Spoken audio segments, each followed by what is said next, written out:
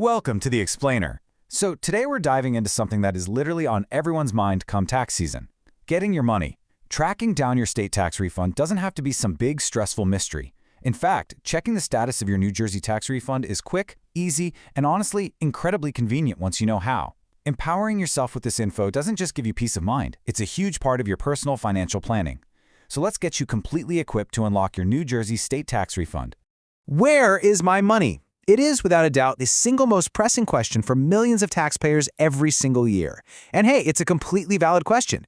You filed all the paperwork, you did the math, and now you just want access to the funds you're owed.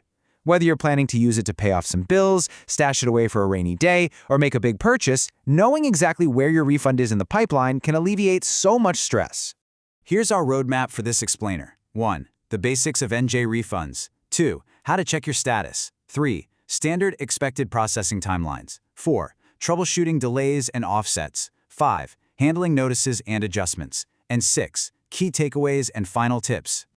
Okay, let's kick things off with Section 1, the basics of NJ refunds. Here's what you need to know. Because New Jersey's tax system actually has a few unique quirks that make it pretty different from the federal IRS system. It's really interesting how state-specific these rules are. For instance, New Jersey uses a graduated income tax, with rates starting at 1.4% and going all the way up to 10.75% for top earners. Also, their gross income tax doesn't perfectly match up with federal rules. Certain things, like specific retirement distributions, are just taxed differently. Now, here's a massive point of confusion. The Anchor Property Tax Relief Benefit, that is processed entirely separately from your NJ 1040 income tax return. They run on completely different timelines, with different trackers, so definitely don't mix those two up. And finally, because so many New Jersey residents commute over to New York, claiming a credit for taxes paid to another state naturally creates a bit of complexity and often triggers manual reviews. Moving right along to Section 2, how to check your status. Let's get you the exact tools you need to locate your refund right this second.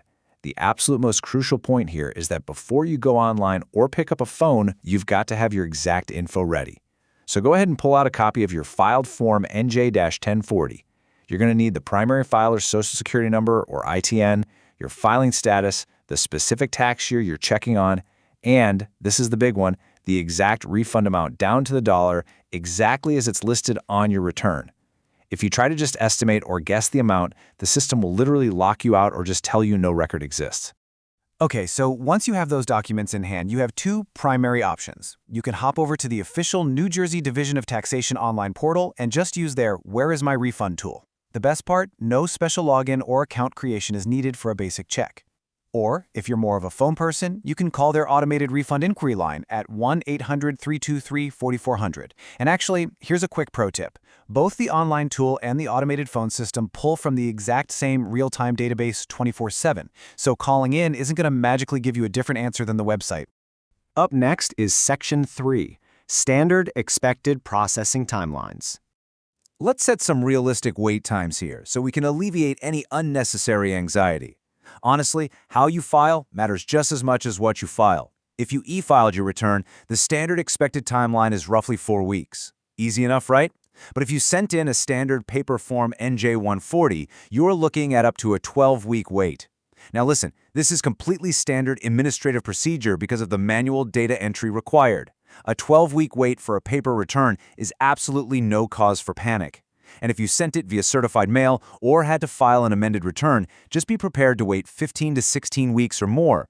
Now, when you do check the online portal, you're going to see one of a few specific systemic messages. Let's decode them. Return received just means it has successfully entered their database, and math screening is up next. Being processed means it's undergoing routine automated audits and checks. Honestly, this is where your return will spend the vast majority of its time, so just let the window run its course. If it says additional info needed, processing has been paused, and a physical letter is currently making its way to your mailbox. And finally, the status we all want to see, refund approved or sent, which obviously means your money is scheduled or is already transmitted to your bank account.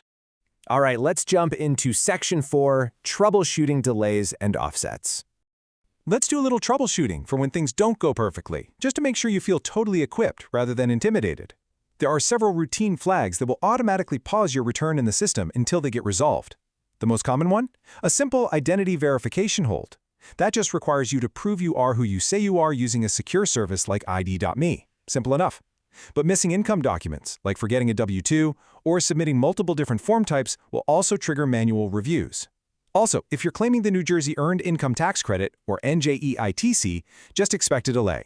Because this specific credit requires statutory oversight, every single return claiming it gets manually reviewed by the state. No exceptions. That actually builds perfectly into something called SOIL, which stands for the Set-Off of Individual Liability Program. Put simply, this is a statutory administrative mechanism. Basically, if you owe certified government debts, we're talking unpaid state taxes, municipal property tax arrears, a backlog of traffic fines, or child support, this program legally and automatically captures your tax refund to cover that debt. If this happens to you, you'll receive a physical notice of intent to offset refund in the mail. Now, here is a really crucial point. You need to understand exactly who to call if your refund is offset. The Division of Taxation, they act strictly as the collection agent. They literally cannot negotiate your debt or release the hold. So if your refund gets captured, you must contact the claiming agency. That's the specific court or department listed right there on your notice. And you have exactly 35 days to dispute the debt or prove you've already paid it. Honestly, calling the Division of Taxation about a parking ticket offset is just going to waste your time. Which brings us to Section 5, Handling Notices and Adjustments. Let's talk about how to handle letters if your return does get flagged for an error or needs more documentation. If you get a letter, the absolute best thing you can do is respond digitally using NJONRS, the New Jersey Online Notice Response Service. This thing is a real game changer. It's a secure digital portal. Instead of dealing with paper mail and waiting weeks for someone to open your envelope, you can literally just take a clear, legible picture of your W-2s or whatever requested documents with your smartphone and upload them directly to your case file. It is, for sure, the fastest way to get your return back into active processing. But what happens if the state finds a math error? Let's look at a real-world example to put this into perspective. Take Fatima from Newark. Her husband commutes to New York, and when they filed, a calculation error on their New York commuter credit worksheet made their claimed credit $340 higher than it actually should have been. So when the state's automated matching program caught that $340 discrepancy, they didn't reject the whole return. Nope. Instead, the state automatically adjusted her refund down from $2,180 to $1,840. Fatima got a physical letter in the mail explaining the adjustment. She checked her Schedule A, verified that the state's math was in fact correct, and she did absolutely nothing. The state just automatically processed the correction and issued her adjusted refund 49 days after filing. The big takeaway here, often routine math corrections don't even require you to file an amended return. They just fix it for you. All right, bringing it home with Section 6, key takeaways and final tips. Let's go over some final, actionable advice to make sure your refund experience is as smooth as possible this year. First and foremost, patience is absolutely key here. Wait the full 4 weeks if you e-filed or 12 weeks for paper before you even think about calling the hotline. Check the online portal once a week. Seriously, checking it every single day isn't going to make the system move any faster. Also, because all official correspondence and verification notices are sent via physical mail, it is critical that you keep your current mailing address updated with the Division of Taxation. And of course, if you do get a notice, respond immediately using that NJONRS digital upload tool we talked about. Now, here's a surprising fact that a lot of taxpayers have no idea about.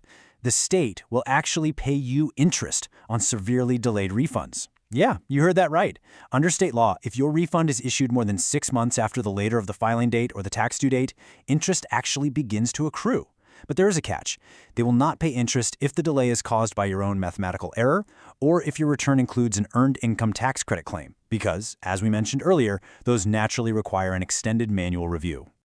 As always, I do need to remind you that this explainer is intended for general informational guidance only.